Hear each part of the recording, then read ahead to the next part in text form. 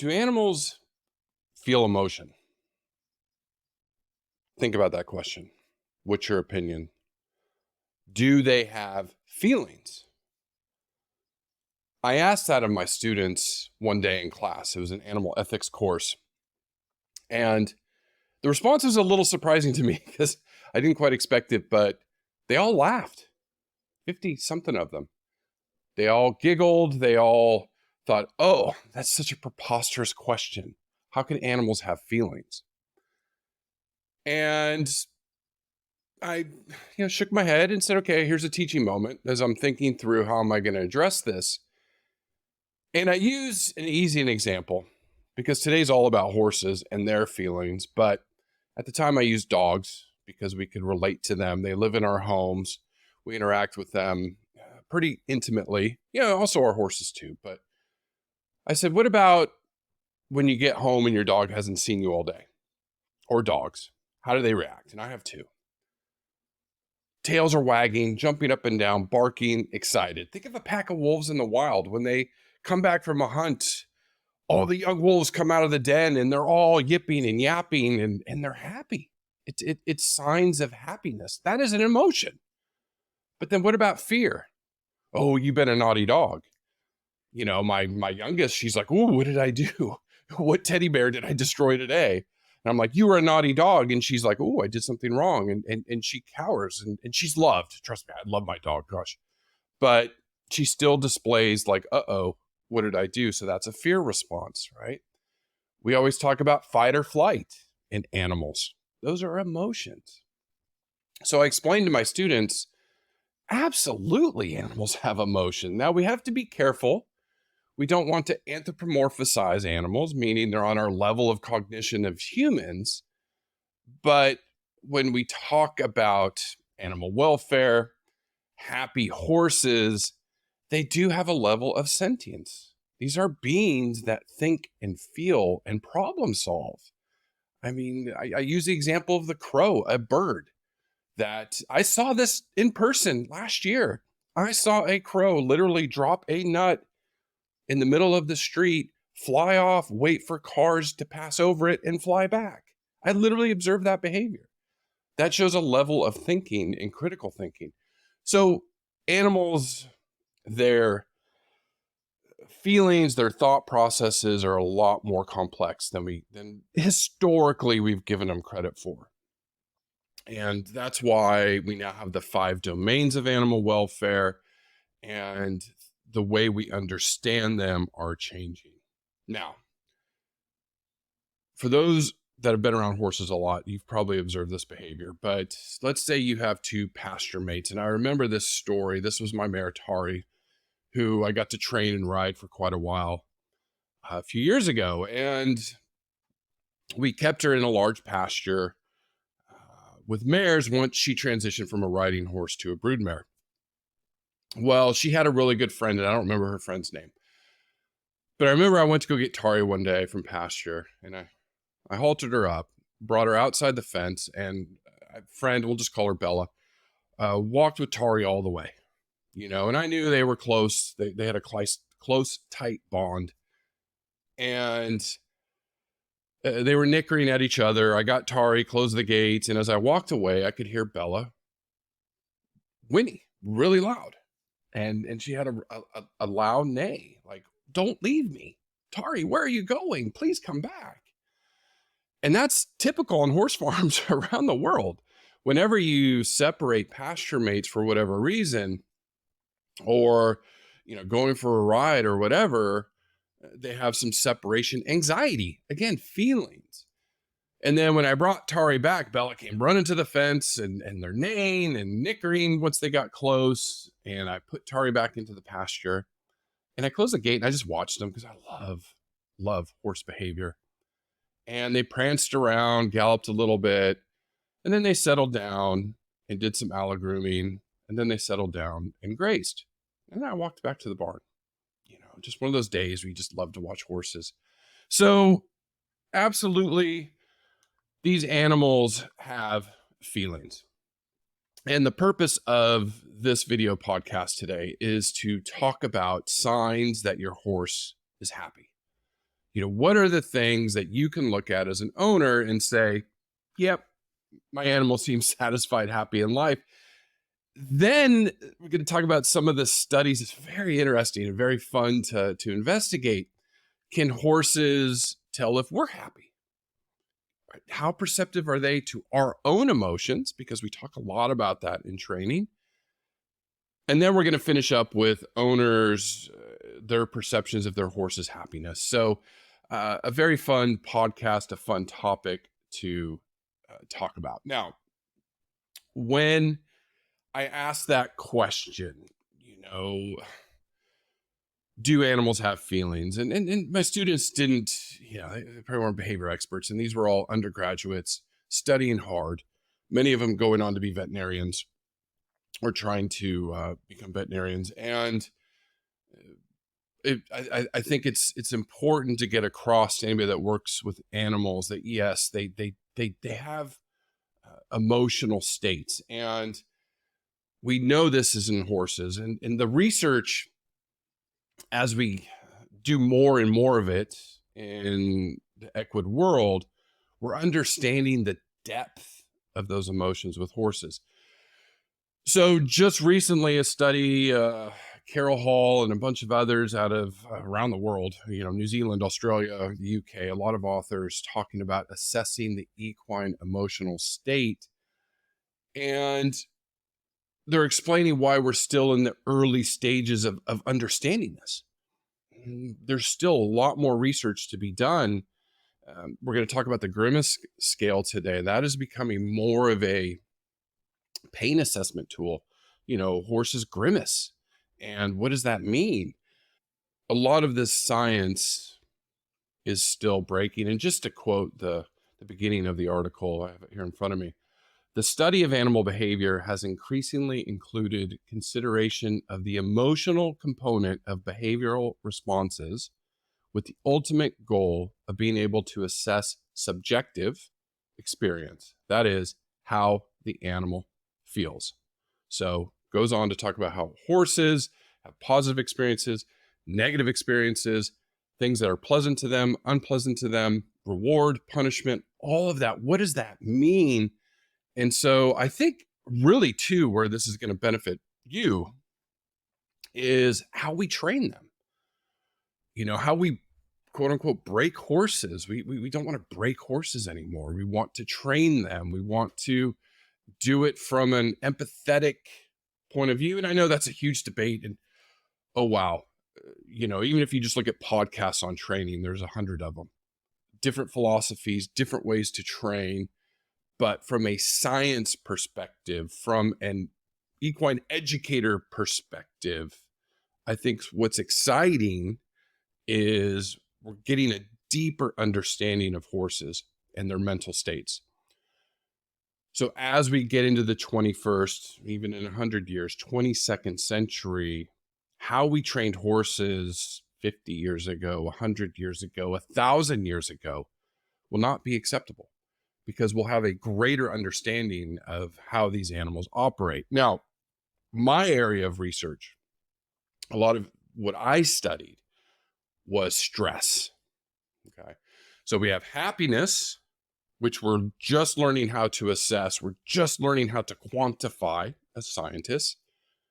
And then I did the opposite, and that's with stress. Now, stress comes in many different forms.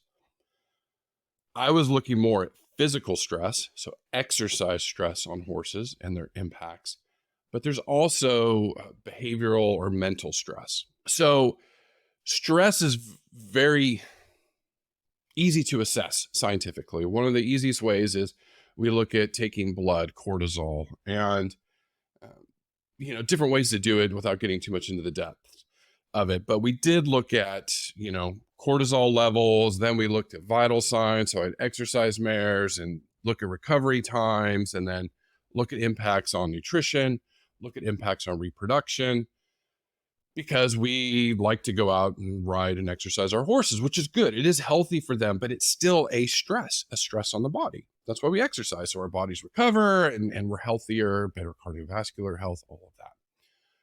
So we're looking at other things too, like oxytocin.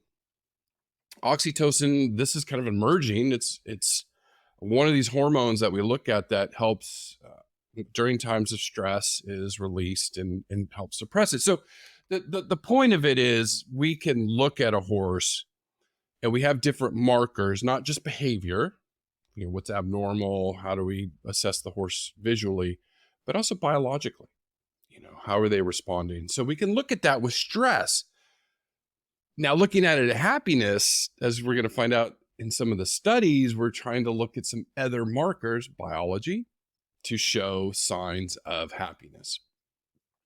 So when we ask the question, can horses be happy? How do we look at that? And one way scientists are doing that is through evaluating the horse's behavior, right? We know horses are social animals.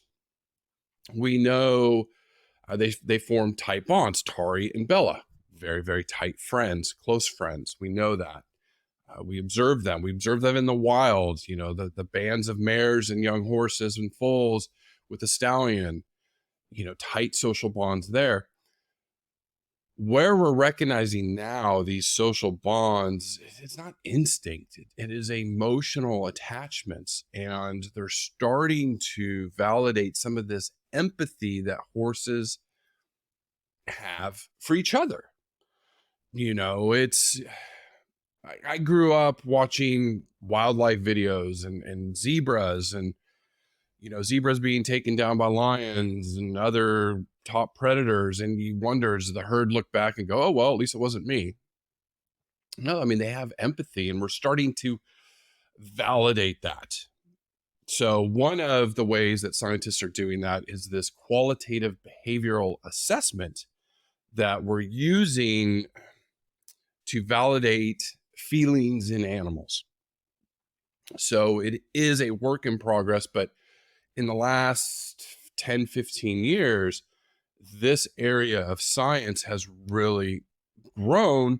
So yeah, science is saying animals have behaviors that show emotion. And the complexities of it are being investigated. We're looking at not just biology, but then we're also looking at ways to evaluate animals. And I'll tell you something else that's crazy. In 2024, artificial intelligence. We're starting to see that leak into the scientific studies. I can only imagine the excitement and behavioral sciences that they're setting up cameras and they're using training AI to recognize certain behaviors, and they're starting to quantify this. Because the research I've done looking at horse behavior, it's very time consuming. You're talking hours all day. And sitting there with a check sheet and a stopwatch and binoculars and your focal animals, and every 15 seconds you're looking up and writing down a behavior every 15 seconds, and you do that for hours and hours and hours. It's difficult. And then you miss certain behaviors or because it didn't fall into that 15-second check. With AI, we're now able to set up cameras in pastures, and this is ongoing today in other species around the world. And AI is able to go through and check off all these behaviors. So I can only imagine where we're going to be in 5-10 years. It's going to be really exciting for us, especially when it comes to equine behavior. How do we train AI to do that? And how do we train people like me? How did I get trained in recognizing behavior? And that's really understanding how horses communicate, not just vocally, but really body language. What does their body language tell you? And I talk about this in podcast after podcast, class after class. You need to get your eyes on your horse every day. Somebody, if you're away, if you can't, if you can't do it in your facility, somebody needs to see that horse in the morning. Somebody needs to see that horse in the evening, because not only is it important for things like colic, but if they're injured, if they've hurt limbs, if they're a lameness issue, you want to be able to recognize that. And it's important for welfare. And we have a moral responsibility to do it. But only you know what your horse is like because you're around them every day. or mostly every day. So you know your animals really well. So you'll be able to recognize when things aren't quite right, right? So the whole purpose of this podcast is signs that your horses are happy. Well, the first thing is you have to know when they're not happy, when things aren't right. Are they depressed? Are they lethargic? Or are they just normal? It's normal behavior for them. Normal behavior usually means it's a happy horse. Things are fine, content. But then there's other things you can look at that show happiness. So we're going to talk about that. But, every day, are they eating normally? Are they interacting with their friends? Is Tari and Bella still close by each other? Or is Bella way off in the pasture by herself in the corner? Whoa, that's not right. Okay, I know that horse isn't okay. Something's wrong. So we better investigate further. So it's important to understand what's normal. Then we can go and look at the happiness scale, or if there's something wrong. But other things when you do visual assessment. So this veterinarians talk about this all the time. A lot of studies on that. When you look and do a visual appraisal of your horse, it's not just behavior. Look at their skin, their limbs, no cuts, lesions, no bleeding, not showing any signs of disease. Are they dropping weight? Are they putting on too much weight? That will key you into some management things. When they walk, are they walking normally? Can you detect any lameness? And then we look at behavior, social behaviors, like I said, with other animals, but also social behaviors with you. If when I walk out in pasture, I'm used to Tari standing still for me or turning and walking towards me because we have that close relationship. But then one day I go out to pasture and she bolts. That's not right. That's not normal behavior. Or if I do catch her and I do have her haltered up and I bring her into the barn and I'm grooming her and she's just irritable today. She's ears pinned, grimacing, we'll talk about the grimace scale, trying to maybe bite me, that's not normal. That's not a good horse-human relationship. So those are things to show you that the horse isn't happy. And then you investigate further and maybe call your veterinarian if you're very concerned. And I would always say, if you're ever concerned about your horse's health, it's worth a phone call. Absolutely. So what are some of these signs? Horse that's relaxed or happy. So things when a horse is calm, some calming signals. These are patterns of behavior that horses use to diffuse stress, maintain a peaceful environment. It's funny. It's like with these calming signals with humans, we do it to diffuse stress. So we have strangers coming up to us and I'm always smiling like, hey, how are you? Or hi, it's just part of my culture and that I've learned. And we use that to diffuse a situation, like to show we're not a threat. And so horses do this with other horses to show, hey, I'm calm, I'm happy. So things that they do, and you probably see this with your dogs too, because as I talk about this, I do see it with them. When you do eye contact with them, they might turn their head away. So horses, they come nose to nose. One might turn the head away like, hey, I'm not a threat. Everything's cool between us. Yawning, that's a sign of diffusing stress. My dogs do it all the time with each other. Horses do it. Blinking, horses may do that more. Licking, chewing, or even rolling. Rolling is always a great sign of relaxation in horses. Like, hey, I'm not a threat. Look, I'm rolling. Ooh, look at me. And doing that. So there's other things too that, they'd show their flanks, swing their heads, shake their necks. You've probably seen some of this, stretching their jaws. Their eyes are half closed. All signs that horses are relaxed and calm. And if they're meeting you or another horse, they may do some of these things to say, yeah, everything's great. Yeah, I'm fine. Yeah, everything's good. The other thing is anytime you talk horse behavior, you always talk about the ears, talk about the barometer of a horse's mood. Is their ears, are their ears relaxed? Are they alert? That's fine. Alerts, hey, they're prey animals. They're always curious to their environment to make sure they're safe. Relaxed down or off to the sides. That's always a good sign of a good, happy horse. But then when those ears, I mean, even back, like when you're riding, they're cueing into you. But when they're pinned, when those ears are back, that is, like I talked about a few minutes ago with Tari, not a happy horse, right? Whatever you're doing, back up. Whoa, okay, what's going on? Observing that with horses. I was just with foals the other day, and this little foal Oscar, I think it's on social media. He was pinning his ears at the other colts, like, stay away from mom. It's just, he was a little turd. He was great to watch. But that's an indication. Hey, stay away from me. I'm not happy. Okay, but relaxed forward to the sides. That's good signs of happiness, relaxation. That's horses are happy when they're relaxed and they're just getting to do what they want to do, being a horse. Where this research is going, and this is again where it's exciting with AI and other tools that we use, is looking at facial expressions in horses.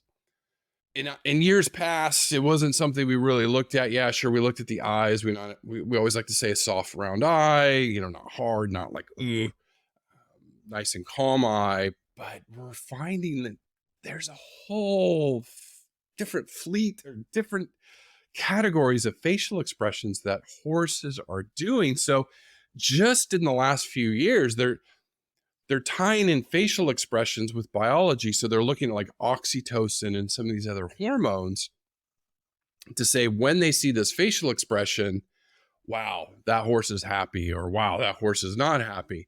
And that's kind of leading into some things like the Grimace scale, which we'll talk about here just in a second. But this is not just in horses. They're looking at it across species, but they're starting to find different facial expressions that animals use.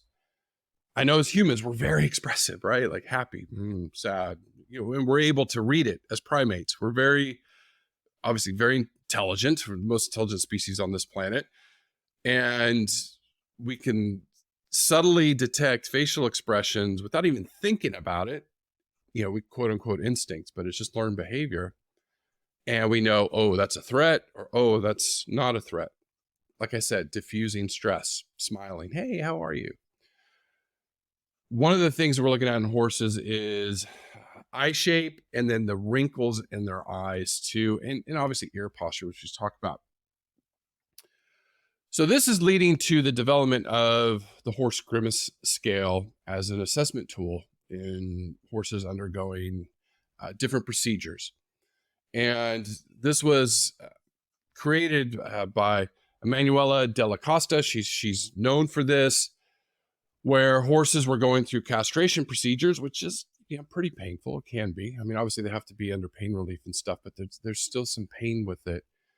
And they were able to capture the horses' faces and start to quantify the negative experiences. So this grimace, how intense is that pain? So what she was looking at, and her study partners, was looking at the ears. Obviously, that was a big one. Orbital tightening. So those eyes, so partially either wide open, partially open, or completely closed, like painful. We've all been there. Tension above the eyes. So you can see the muscles above the eyes do that. Strained chewing, strained mouth or chin, like, we grimace. It's almost similar like us. It's like how when we grimace, horses do that. And then also their nostrils. So she came up with a scale looking at the differences where it was either present or not present, so was it an obvious sign of grimacing or not? And if the ears were back, the orbital tightening was tight, strained chewing, strained jaw, tension around the eye, pronounced chin, strained nostrils, all of that. And that was the end of the Grimace scale. And then they all in between. Then when you look at facial expressions, that's the bad side of it. Then when we look at the other side, where horses were happy or not alert, That's where you don't have that orbital tightening. The ears are relaxed, the chin's relaxed, nostrils relaxed. It has that really happy, that's a happiness scale for a horse when they're relaxed and showing you that, yeah, things are good, things are okay. You know, those are ways that they can do it when you're looking just at the physiology and their general body posture, right? So something we want to look at. I will say the creases in the eyes I always find interesting.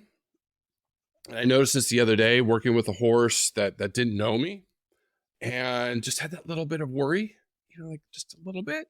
And I was like, "Oh, buddy, I'm sorry. I know you don't know me that well, but it's okay." And I was petting him on the neck and let him sniff me and diffusing it for him. But I did notice that little crease of worry, and they do that, right? Eye shape. You really just want to see them like, oh, here's Chris. Okay, yeah, maybe I'll get an apple today. Maybe I'll get a carrot or get some pets and we get to go ride. So looking at body posture, looking at behavior, looking at facial expressions.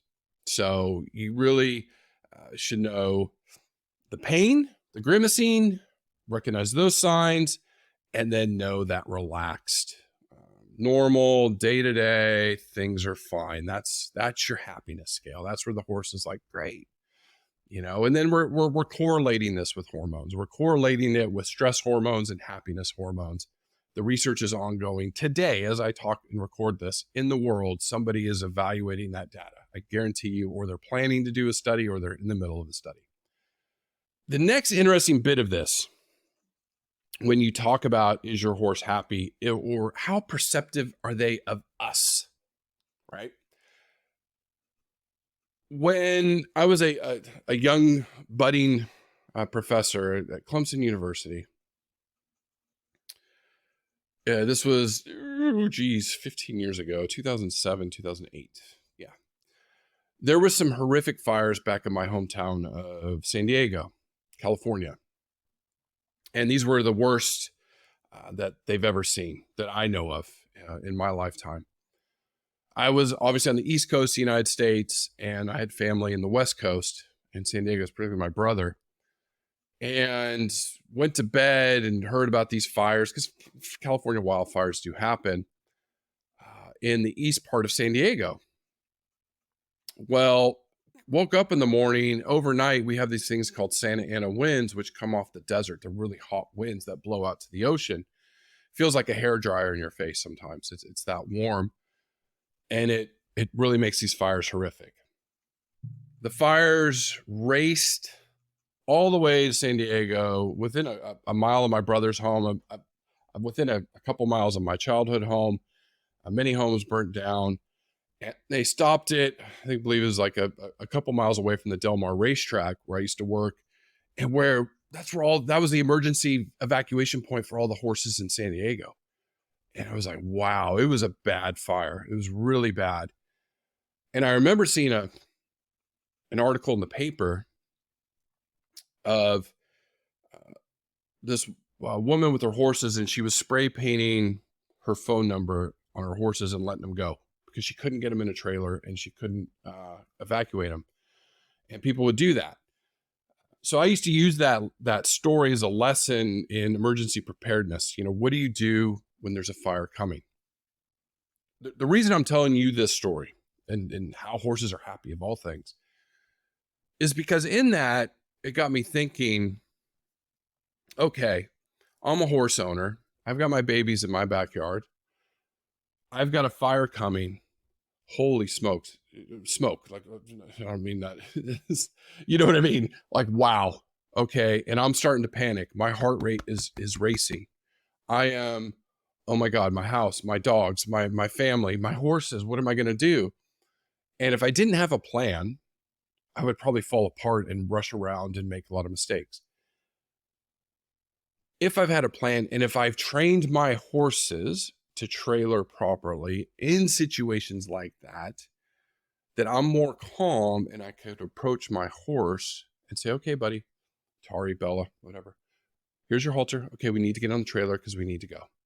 and they can smell the smoke. They're probably heightened and freaked out. But if I'm calm and collective, they'll be calm and relaxed. Should be.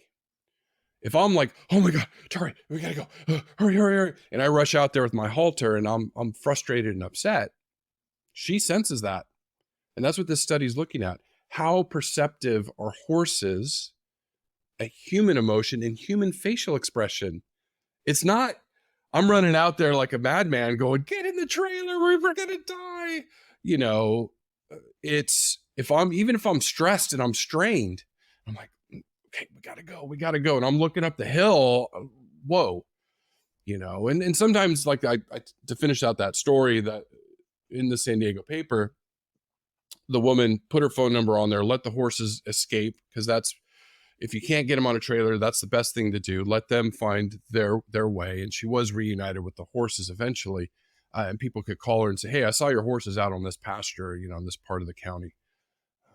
But you, whenever in situations like that, want to be as calm and relaxed, and you want the horses to be trained, because they can detect your facial expression. So this was a very, very interesting study that they looked at, where horses could perceive human emotion. And what they did is they put horses in, and there's multiple studies that do this, but they put horses in this stall with a video screen. And they looked at it different ways. And just to sum it up, because I just found it fascinating to read, they did a visual with just a person's face, and they observed the horses. Then they looked at their stress responses. Then they did just audio. Then they did video and audio. And then they really messed the horses up. They did different facial expressions with the audio. So happy face, you know, not happy audio, and then unhappy face and happy audio. That must have really confused the horses. But they wanted to see their behavior. And in fact, the horses were able to perceive owners' happiness, you know, in facial expressions. And the horses, when the owners were upset or angry, were more alert and more, ooh, you know, you saw that grimace scale things coming in. If you think about it, the orbital tightening, the jaw, like the nervousness, like, uh-oh. And then you play the audio of an angry owner, and the same thing. And then they were more relaxed with the happy owner and the happy audio. And then there were mixed results when they mixed it up, because they really confused the horses. The horses didn't know what to think, but probably, you know, I would think horses would be a little bit more on the side of caution as a prey species. So they do perceive your emotion all the time. Now, the final piece of this is your perception of horse happiness. And I found, again, this was a pretty recent study looking at a survey of horse owners on, do you think your horse is happy? And it was really interesting. Close to 95% said, yes, my horse is happy. 5% said no. And when they asked overall, how happy is your horse? 40%, over 40% said very happy. Over 50% said somewhat happy. So, you know, and it just depends. It's a day-to-day thing. And I think the important point of this is we are contemporary enough. We are critical thinkers as horse owners. We are connected to these animals that we recognize, yes, they have emotion. The broader general public in the world, when they view animal emotion, there's probably a segment, I guarantee you there's a segment, that don't think animals have any feelings. It's all instinct, which isn't true at all. But obviously, I've been around horse owners. I'm a horse owner. Friends are horse owners. We all know our animals do express emotion. So this does tie in with that. When they did a word cloud analysis, these are always interesting. And so they go and asked, you know, describe in a few words, how would you know that your horse is happy? And then there's just certain words that pop out, right? So if I asked you, describe in a few words, how do you know that your horse is happy? I'll give you a second to think about it. Okay. So the big words that came out Ear. That was the biggest. How do you know if your horse is happy? Look at his ears or her ears. What are they doing? Eye, body language. And then it goes down to willingness to be trained, willingness to interact with you. Facial expressions up there. So we are starting to recognize that as horse owners, that yes, these horses do make facial expressions. We look at the creases in those eyes. We look at their nostrils. Soft eye was right with that. Halter. Yeah. Can you halter them? Behavior, interaction. So those are all the words that owners were putting out there. And then they asked the owner's perception. Do you believe your horses are happy when you interact with them? Okay, so for you that work with horses or own horses, do you feel your horses are happy when you interact with them? Close to 92% said yes. Only no was 2.7%, and about 6% said no response, neutral. So over 90% of owners, yes, when you work with them, they are happy. And again, it makes sense when we call it enrichment for the animal. When you train them, when you ride them, that enrichment is helping their mental state, stimulating them. They want to work. They want to exercise. They want to be your companion. We know that we've done the research and so the behavioral research that when we do these things, like exercise, to back it up, I talk about exercise stress. That exercise stress is healthy for horses. We all need exercise. We can't just sit around all day. We'll have shorter lifespans. But when we look at the mental stress, things like boredom, things like lack of exercise, all lead to abnormal behaviors in horses. So yes, that interaction, that training program, that exercise is all critical to them being healthy and happy. All right, owners, going back to owners' perceptions. Do you believe your horses are happy when you ride them? Would you say yes or no?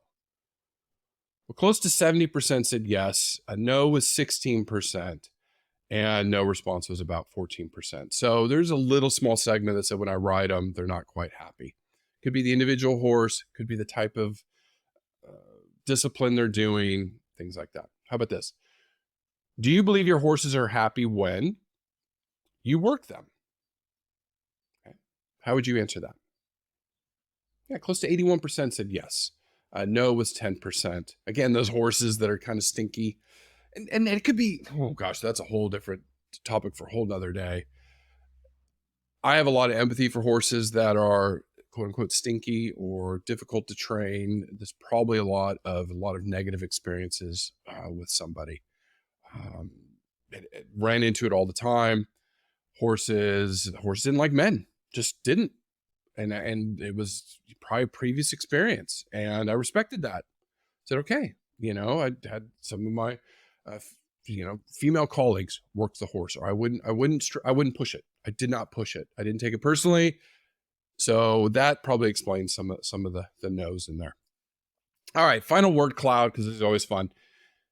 If you could change one factor in your horse's lives to increase or improve their happiness, what would it be? So you're sitting watching this or listening to this. What's one thing you could do to improve your horse's life to increase their happiness? And this is what we asked the owners. The number one thing that came out in this word cloud was turnout. So my question is, why don't you do it? And sometimes I get it. Logistics, can't do it, da-da-da-da-da. But if there are things in here that you can do them. And sometimes you can't. Yeah, my horse would be happy if we were riding on the plains of Asia with all that green ocean of grass. Oh, they'd love it. I mean, that's not realistic. But turnout, yeah, absolutely. More pasture, more paddock time, grass, paddock mate, more time with me, herd. So these are some of the things that owners were thinking about. How can I improve my horses' lives? And I'm sure some of them did that if they could. And then if you ask the horse, so final question, if your horse could change one factor in their life to improve their happiness, what do you believe he or she or they would change? So what do you think if your horse could talk to you and say, this would make me happier? What would it be? The biggest word in this word cloud was horse. Give me another horse. Give me a friend. Which, yeah, I mean, sometimes, horses get really lonely. They're a social animal. Turnout, paddock, time, more time with me, grass, pasture, food, herd, field.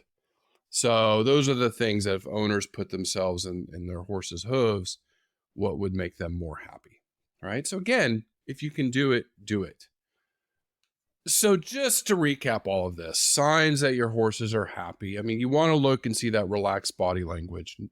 They're exhibiting those normal behaviors. Remember, 60% of the day, a horse wants to be eating. They don't have these stereotypies or vices or abnormal behaviors that we see. No signs of stress, no signs of disease, no signs of lameness. Those facial expressions, we want those relaxed, soft eyes, relaxed jaws, lips trembling sometimes. That's really just a relaxed horse. If they're rolling, on the ground to get some dust on their pelt, allo grooming their buddies, all of those things. But that facial expression is one. Those ears are relaxed. And then the vocalizations, nickering with their buddies, greetings, playful sounds, groaning sometimes. It's like, just relaxed. And they have really good social relationships with you and with their other companions. So it's an important topic, and you should know what makes your horse happy, and you're very sophisticated. I never downplay a horse owner's intelligence. It's funny. I've been doing this for close to 30 years now, and horse owners are very thirsty for knowledge.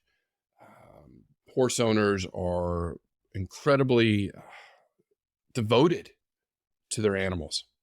So, I just want to tell you, great job for watching this to learn.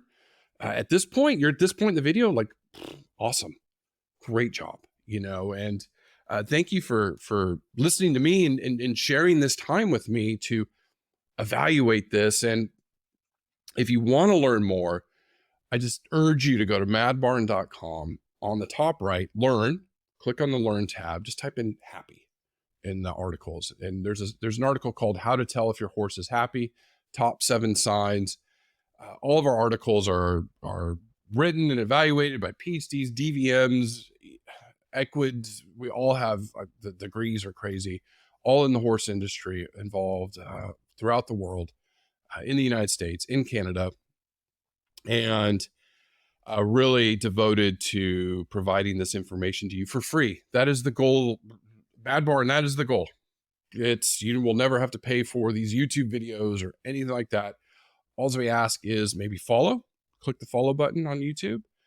Check us out on social media, TikTok, your social media choice. We're there. TikTok, Instagram, Facebook. Oh, geez. YouTube, obviously the YouTube channel, YouTube Shorts, X or Twitter. Check us out, Mad Barn. We're pushing out all this free education. We're going to keep these videos coming at you. Mad Barn Academy's in the works. We're going to have free college level courses here soon. All of it. Check out the website, check out the Learn tab, and keep following this channel. More to come. Take care.